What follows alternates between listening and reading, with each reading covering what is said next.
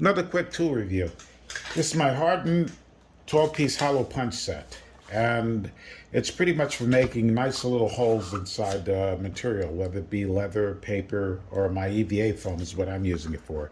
And it's the sizes are from a very minuscule 3mm all the way to a nice size 16mm.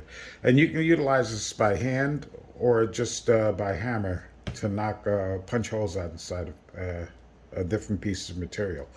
You can continually punch through whatever you're punching through and let it gather up inside the space here, so you don't have to pull out each individual piece as you go along.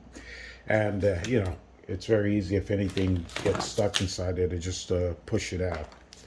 Anyway, this is a really, really great kit for making some very, very nice, neat buttons for projects like that, and I highly recommend it also.